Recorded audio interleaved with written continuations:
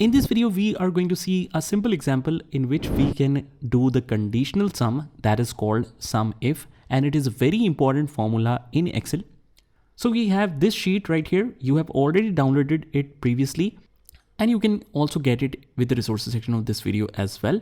So here we have a data from SUMIF Basics 1, where we have the region-wise product sales, and these are all the sales in the relevant products or the regions. If I, let's say, ask you to make the total of all of these sales, you will say it's very simple, just equals to sum tab, and we select the complete range just like that.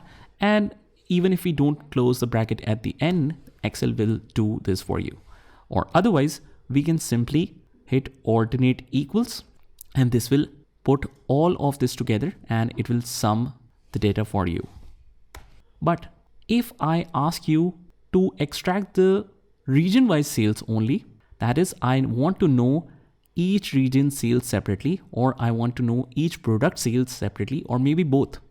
How will you do it? That's where SUMIF plays a very important role. Now, instead of writing each individual name of the regions manually, we might make some mistakes.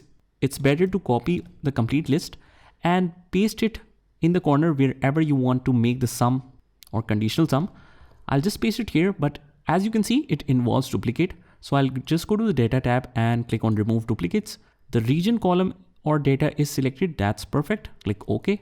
And now we only have the unique values. 4 unique values remain, 8 duplicate values found and removed. So that's perfect. Now we want to make the sales totals. Sales total, let's say I want to make this. And if you want to format it in the same way, what we'll do is just select all of this data, go to the home tab and use the format painter and click here once. Until now, you have already noticed that we have started to use all the techniques that we have learned earlier, like format painter and other stuff. So that's how in future, everything will relate that we are learning individually into a bigger project. Now let's apply a SUMIF formula, but before that, I want to make clear of something. Whenever Excel formula says range, that means range is always a collection of cells, like multiple cells or a list of data. So that is called range. And when it says cell, it is only referring to one single cell. So that's a very important thing.